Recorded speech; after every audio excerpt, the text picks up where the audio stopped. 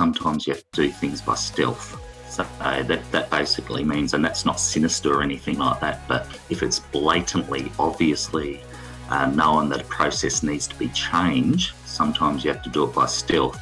Welcome to Process Pioneers, the show that takes a deep dive into the minds of decision makers, key influencers, and process experts who are pioneering the world of everything process. Welcome to another episode of Process Pioneers. My name is Daniel Rayner. I'm the host of Process Pioneers, and I have get the absolute privilege of sitting down with different people that are all involved in the area of process.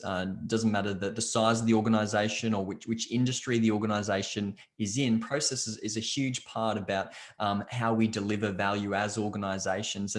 And this morning I have the absolute privilege of sitting down with Paul Fechner.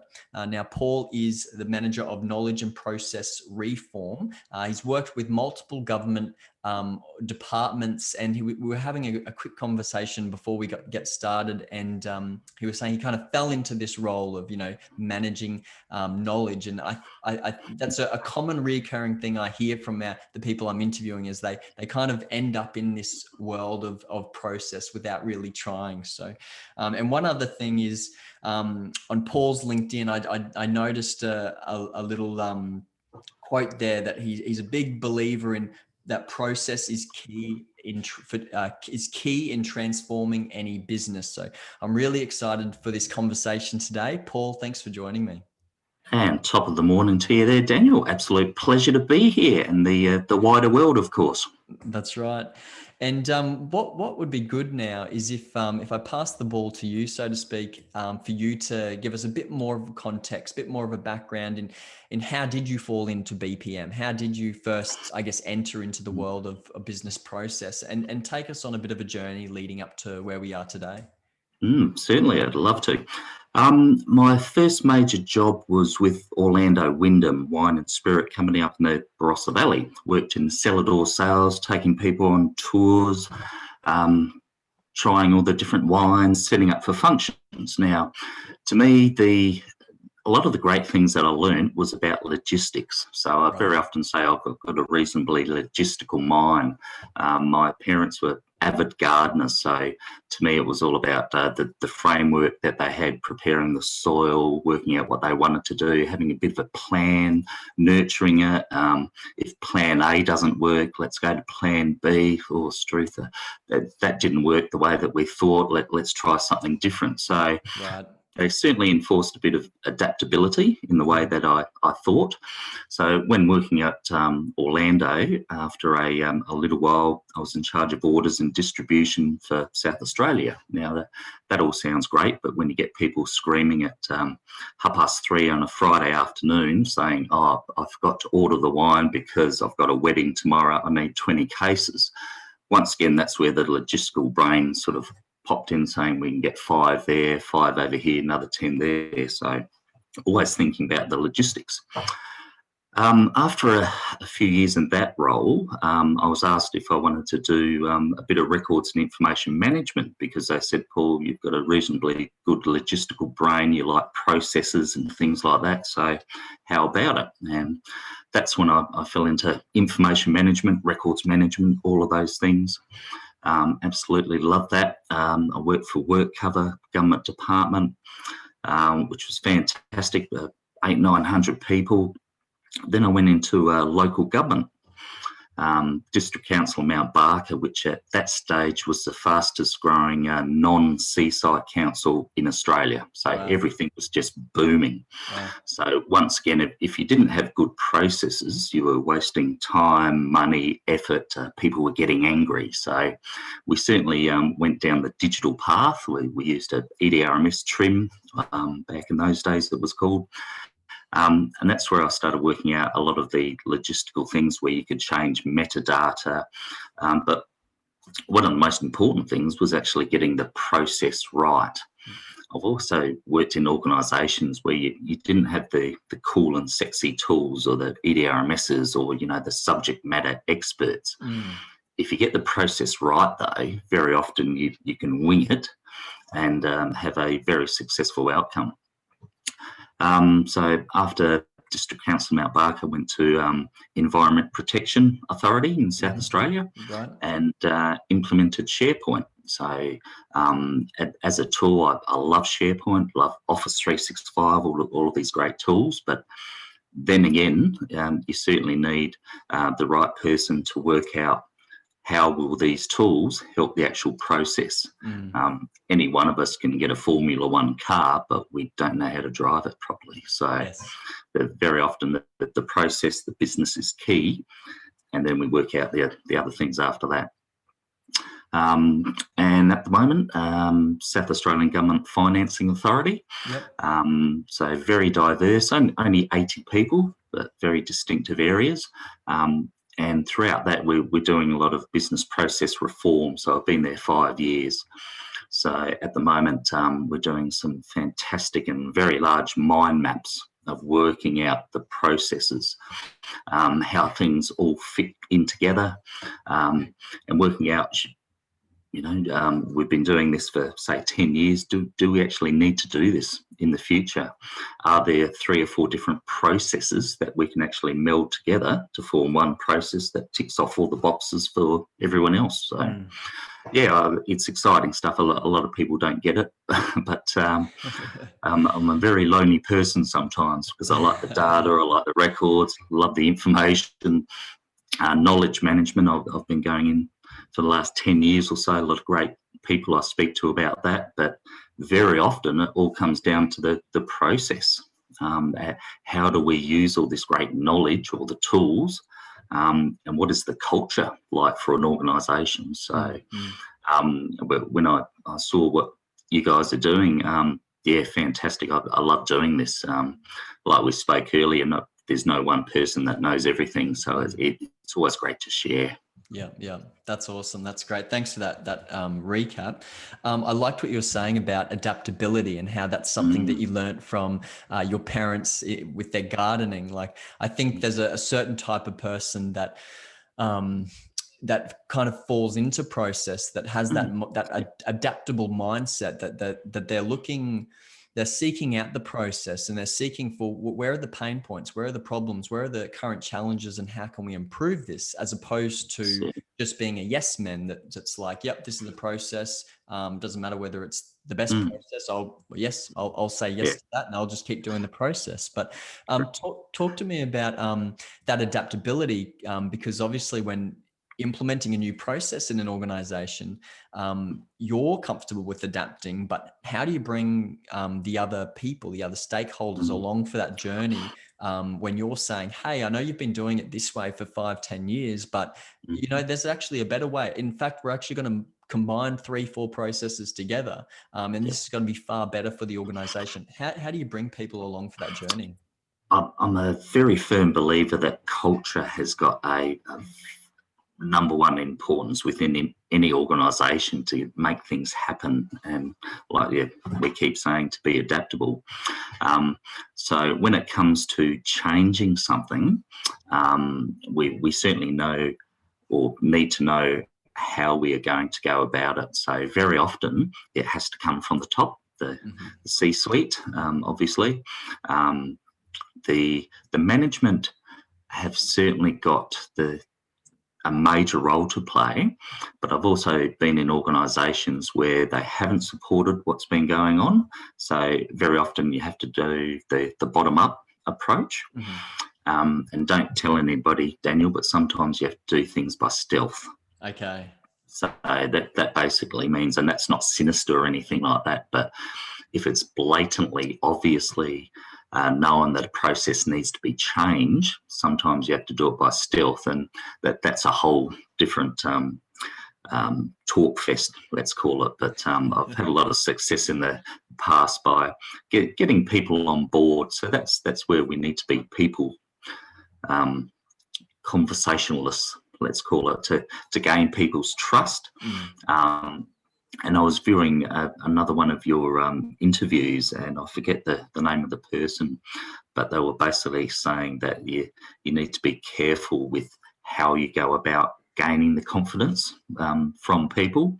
And the major reason I'm saying that is that some people think that you're after their job, they're going to be sacked or something like that. Where 99.9 of us are definitely, no, we want to improve things. And I've learned by my mistakes in the past where in my earlier career, it's been, I'm the most powerful person because I'm in charge of this system, this process, fantastic. I'm ultra important, they'll never sack me. Now, that was all well and good until I wanted holidays or I was off sick or something like that. And then potentially something hits the fan because I was the only person who knew about it. So once again, my logistical brain was thinking, it's all well and good to keep this to yourself, but what happens when somebody leaves? Or as I like to say in my trainings, we win lotto, bang, you won't see me for dust. That person has taken so much knowledge, they know about this business process. Where the heck do we find out about it? So at the moment, I'm doing a great big business process audit throughout Safer. And from that, getting a information asset register, which has got lots of columns and for finding out the nitty gritty of it.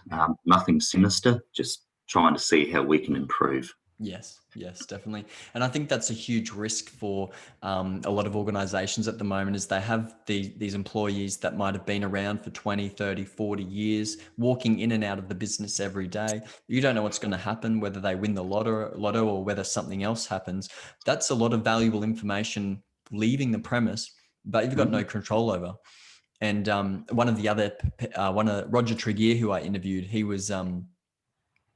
talks about how our mind is, or our brain is, one of the worst storage management solutions. So it's definitely, yeah. And that's a very good point, because that's one of the reasons I love knowledge management, because you've got so much knowledge. I've got knowledge. Everybody we speak to has got the knowledge. The great Dalai Lama has got a saying, something like, when we speak, we are only repeating what we already know, but when we listen, we might actually learn something. And where that ties in with what you're saying is that all of us have got fantastic knowledge, but the way that I look at it, especially working in government, we've got a responsibility. We have to do things a certain way. We have to tick the boxes because there are consequences if we don't. So the business processes are absolute key, and the world changes just in the last couple of years. Office 365, the bushfires in Australia last year, COVID has brought in so many different things where I dare say organisations going, I wish we actually mapped what the hell we were doing, because we have to go right back to the very beginning to work out how it all works. And that costs time, money, angst.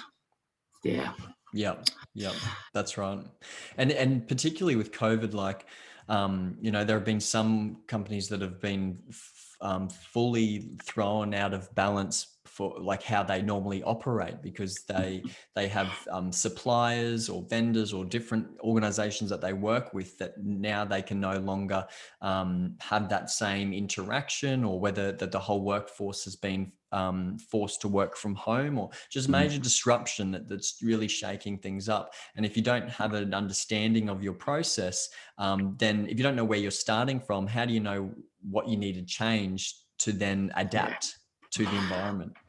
You've absolutely nailed it, for surely.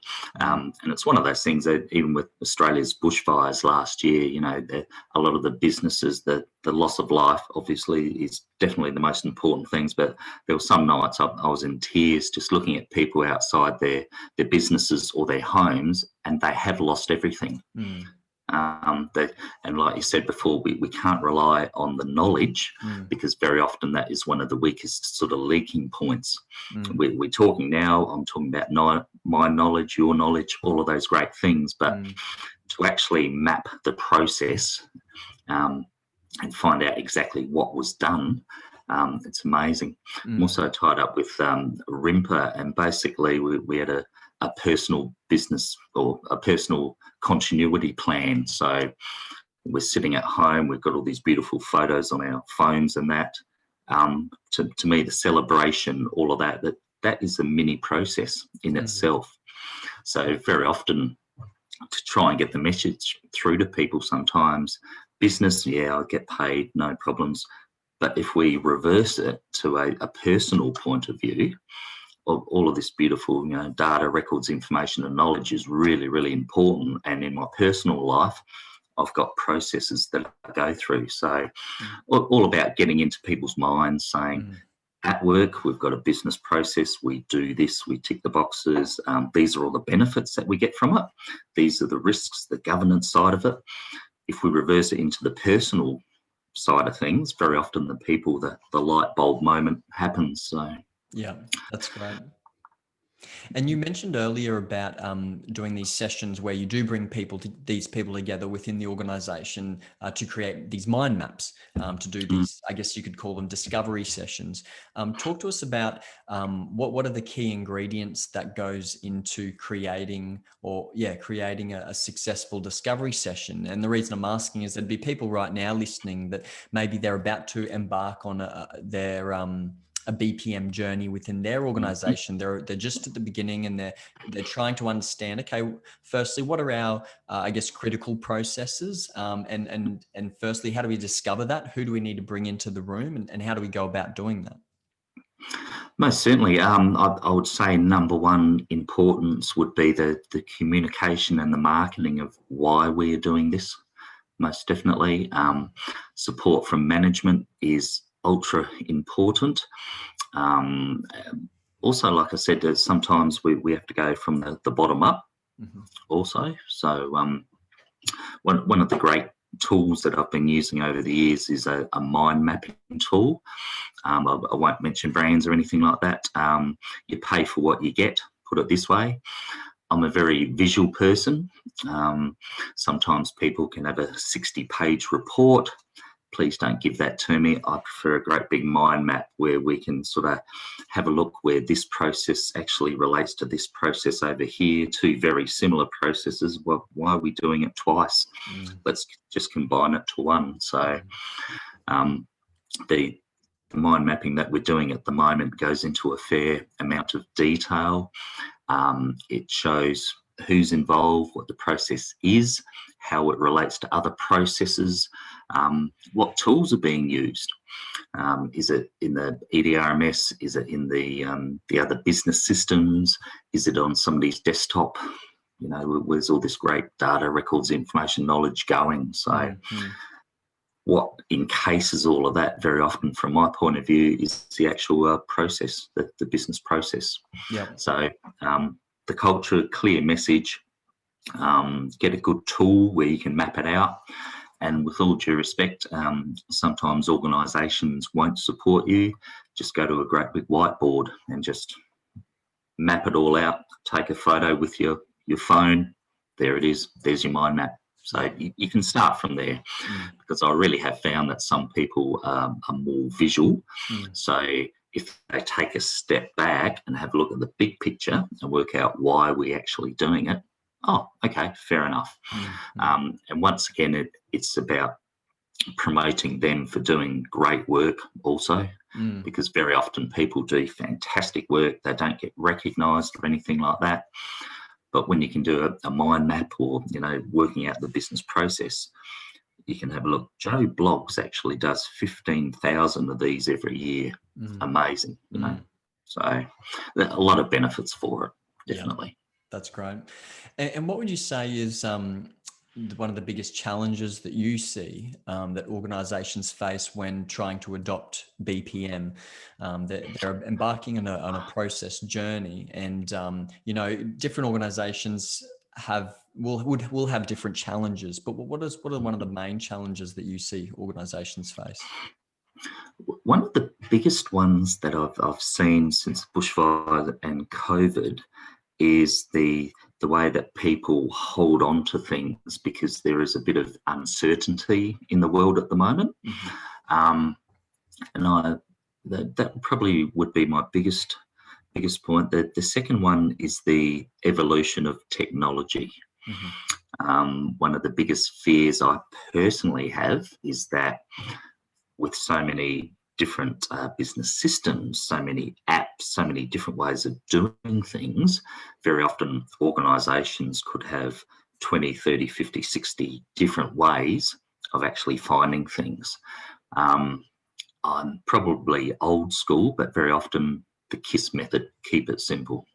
So instead of having Joe blogs in his area saying, oh, this is a fantastic idea, I love this new business process, oh, let's go out and spend some money and get a new tool to do it. Whereas over here, we've already got a tool that potentially, with a bit of configuration, will do just as good a job. So technology, with the many different types of technology, Office 365 certainly has been a huge input. We've been using it for a couple of years now. When COVID hit, we were extremely lucky to have a good digital framework where people could actually start working from home reasonably quickly. So we were lucky. A lot of other organisations couldn't. So the challenges, the way that people think, the tools available, I think COVID will certainly teach the world on how to better map our processes, which is music to all of our ears, which is fantastic. Plus looking after data, records, information, knowledge. It really has to be potentially, some people will certainly disagree, but centralised but decentralised, if you sort of get my drift, where people can be decentralised, but very often it still has to come into a bucket somewhere. Otherwise it'll be too confusing. And like I said before, when people leave, all of that great intel is just suddenly gone. But if we've got certain structures in place, it doesn't matter when people come and go or get shifted around to different positions, the process should change if there's input from other people. If not, we just keep the same process. If it ain't broke, don't try and fix it. Yeah. That's great. I think us humans complicate things a little bit too often. Definitely. And you've mentioned a number of times how important it is to try or attempt to get that buy-in from the executive level team, that senior leadership. What are they wanting to hear? So for someone out there that maybe they're at a lower level within an organization, they understand process and they know that their organization needs process, but they're now going to pitch to the executive team, hey, we need this, and this is why. What do they want to hear, and what should this person pitch to them? Certainly, I think there's a few different avenues, and I'd say the main things would be what's in it for them. And that can certainly go down a few different paths. What's in it for them? They've got good business processes, which means their mistakes are not happening. We're saving money because we're cutting down on wastage of time. Another big thing with exec is that they don't want to be embarrassed. When I worked in local government, the GM, Narelle, she had a fantastic little saying. She said, Paul, I've got one thing for you. No surprises. 2 words, no surprises.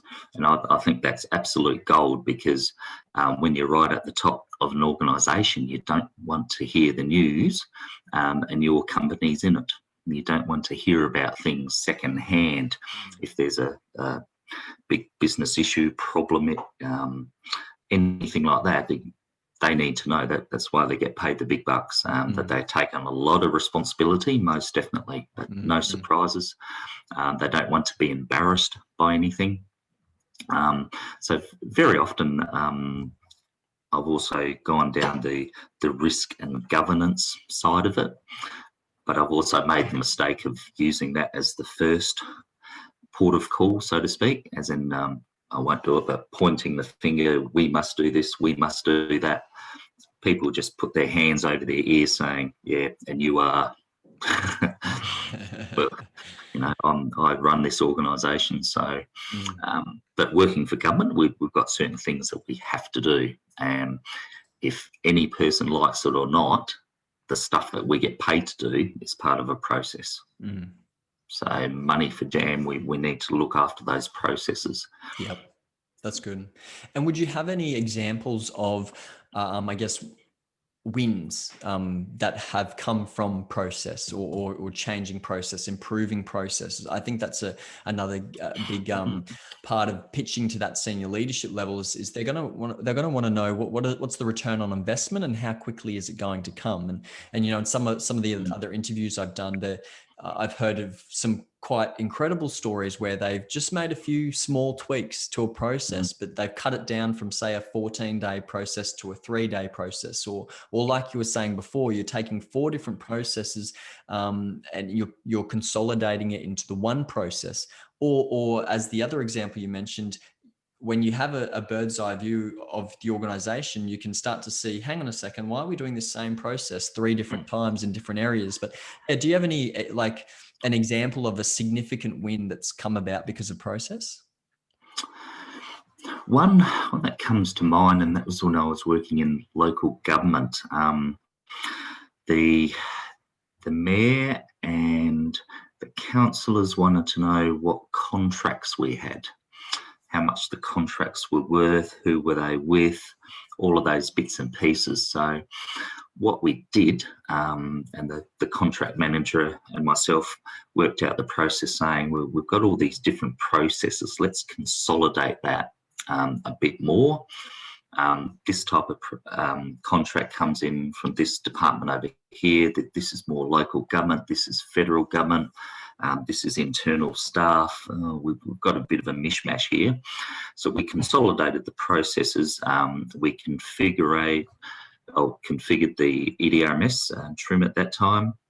I added bucket load of metadata that was relevant, and in people talk, very often anybody can use big words, but I call a spade, so we simplified it a lot better.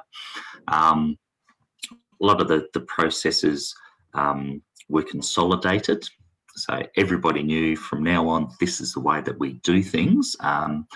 Once again, these are all the benefits. So wide communication of why we are doing this. And to cut a long story short, at the end of it, we knew how many contracts we had, who they were with. We had review dates. So very often contracts were expiring, let's say 31st of December. We were putting review dates in early September. So we had a few months to actually look at the contract. We knew if they were local, state or federal government, if they were with the private sector, the amounts of money that were involved. So the whole process of managing the contracts was simplified, but we got so many great results at the end of it. So that was one that comes to mind. It always sticks in my head because it was a relatively easy, quick fix, but the results were fantastic. So that's good. Great. That's awesome. And for someone that's listening to this and they're considering how to, approach their organization about, we should really understand our business processes and embark on a journey of improving them and having that part of our culture, part of our mindset. What are some of the objections that this person might face when trying to implement it? And I know that, like, through our conversation today, you've mentioned a couple of things that I guess have answered this question in one way or another, but I'm just interested to I guess ask that question again, or have that question rephrased, and what objections do you think come their way?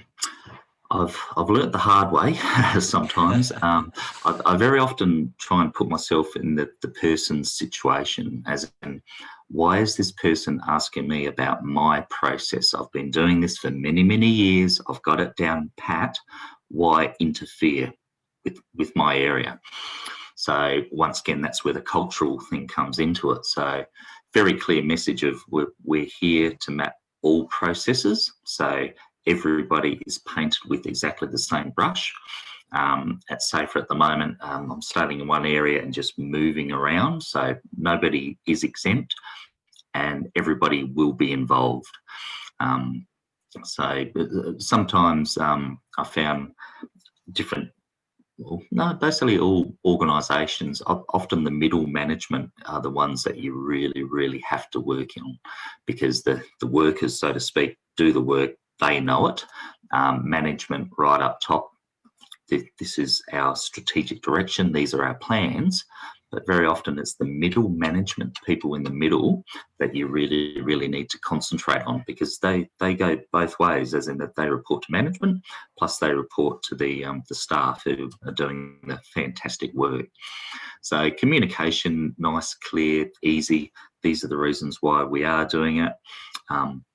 The things that we can come up against are silos, where one department doesn't want to release information because it might affect what the other department does.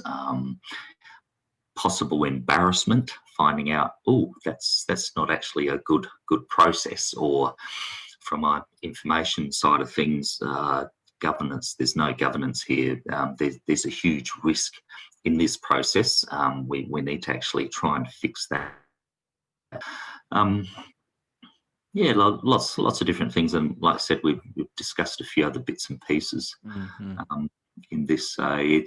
It's always tough, and I honestly think that the culture is always the hardest thing. The communication is very important. There are some beautiful, sexy tools coming out.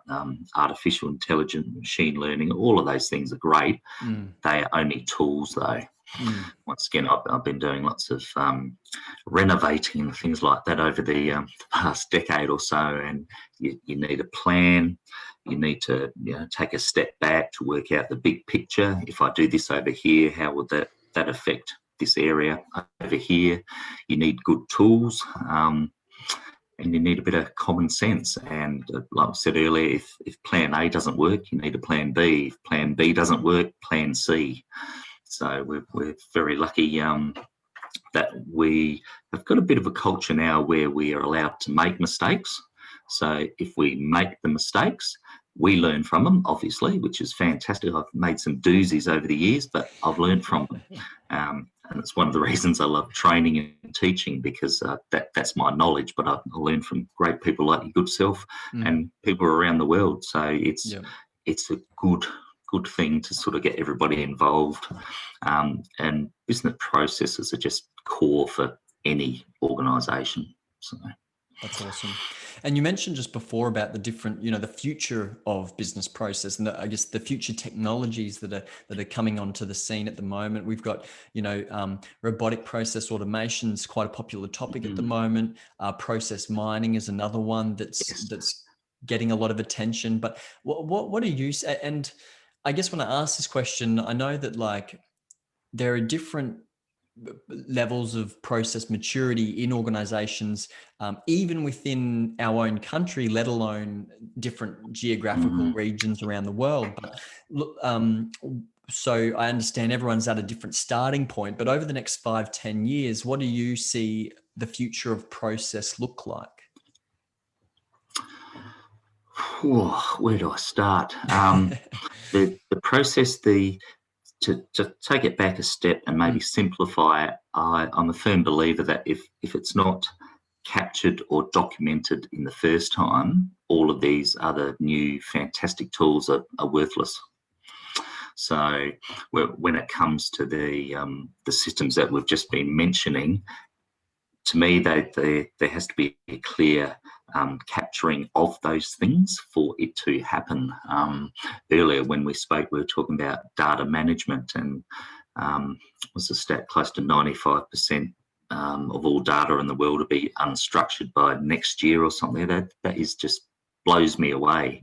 So a lot of those things, if they're not documented, if they're not captured somewhere, the tools that can do all these weird and wonderful things, and it just blows my mind about the future, which is fantastic, not in a negative way, but where will it go? I really don't know. I'm certainly looking forward to it with AI and machine learning and the ones that you mentioned.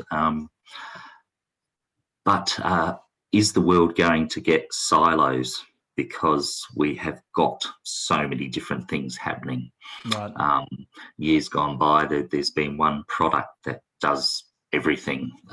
Certainly not this day and age, but are we going around to the opposite, where we've got too many similar products doing very similar things. I'm finding it on a small scale now where within business we've got similar tools that do similar things.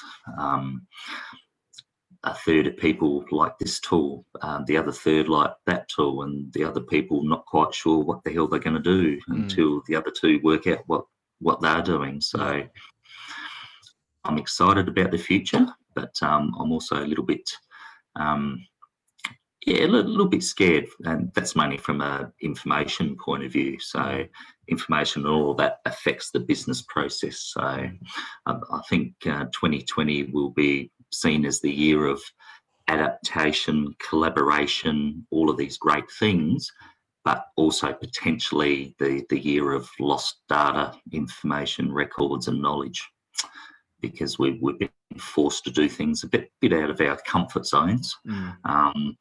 And they're going to be organisations singularly that take over all of that. So all the stuff that we do is in one, cloud area.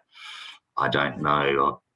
I've been seeing movies like that for 20, 30 years about one rule for all. I don't know. None of us have got that crystal ball to see what the future holds. So it's going to be real interesting. I'd love to chat like this in about a year's time and then see what goes on. Yeah, that's right. And for someone listening to our conversation today that, they've been gleaning a lot from what you've been saying, and they want to learn more about how business process management can help their organization, and they have this appetite or this hunger to learn more, what would you encourage them to do? Or what direction would you point them in? Like, I know there's a lot of resources out there. There's books and podcasts and reports, and there's different influencers in the space, I guess you could call them, that are talking about the process landscape and the process world. But I guess, what for someone that's at the start of that BPM journey, what would you encourage them to do? I've only been looking at the great work that you're doing for the last month or so. So that would be number one, because very often, I'll generalise here, but people like us are very lonely within an organisation, because once again, it comes to this is my process, this is my information. But to answer your question, I've seen about 4 or 5 of your interviews. And it's got me thinking about different things. So first of all, there's something called the internet. So just simple searches on that about business processes. There are a lot of organisations throughout. I currently work in government, so there are government people talking about this, local government, definitely private sector. So to me, and one of the reasons I love my role is that it doesn't matter where the heck I go, there are business processes all around. And like we've said a few times, that there's not one person that knows everything. So I was completely honest with you earlier, saying I sure as hell don't not know everything. I cherry pick. I learned from Daniel, I learned from Sharon, I learned from Joe Blogg. So I learned from that to work out what will actually suit me. So the world is our oyster. There's so much brilliant information and knowledge out there. So the work that you guys are doing, love it, absolutely fantastic, because very often it's not about the money or the tools or anything like that. It's about the process and the actual individual. So start off small and people can just build it on from there. The great thing about the culture of the world at the moment is, like I said before, we're allowed to make mistakes, but as long as we learn from them and share knowledge. I've been told off a few times where I share too much knowledge, not confidential stuff or security conscious stuff, but I give out knowledge. I don't expect, but I love receiving knowledge back. So let's all learn from each other. That'd be my bottom line. Yes, the world's changing and we're learning things. So it's great. That's awesome. That's great. I think that's so valuable to be able to learn from one another. And I've heard that so much in the different interviews I've done, that they feel quite like a lone ranger by themselves, like in that organization, and they're they're eager, they're excited to connect with other process individuals to understand like, what are you doing in your organization? What are you finding that's working? And Yes. even though, every organization is different, and something that's working for you may not work for me, but as you're saying, you're like, the more you learn from what others are doing, it allows you to try that and trial and error, and I think it's really important Definitely. to be Yeah. able to have that culture or that atmosphere or that environment to be able to fail in and to make mistakes, because that's where your biggest lessons are going to come from. But Most definitely. I found that in local government, when I first started in local government, they asked, where did you work in local government before? And I said, no, I've never been in local government. Oh, this is going to take you so long to work out what we do and stuff like that. And it's sort of, yeah, kind of, sort of, but it's a business process. mm, The information comes in, it gets processed. It's part of a business process. It's one of the reasons I love my role, or my profession, I should say, because it doesn't matter where the heck I go, it's generic stuff. yeah. Different when you're there. You deal with different people and a few more processes within processes maybe, but it's generic. So we can all learn from each other.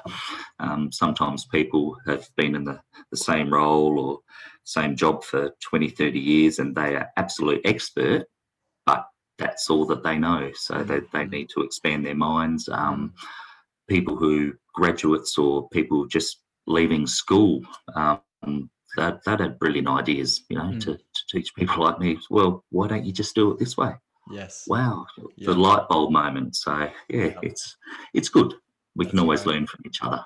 That's awesome. Well, Paul, I just want to thank you for sitting down with me and having this conversation today. Obviously, you can only scrape so much. You can only scrape the surface in a 35-minute conversation. So I just want to thank you for sharing as much as we've been able to today. Oh, thank you so much for the invite. The conversations like this recharges my battery to sort of try different things and learn from other people, and watch more of your series, link up with people, LinkedIn and all these different other platforms. So yeah, it's been my absolute pleasure. So thank you very much for the invite in the first place.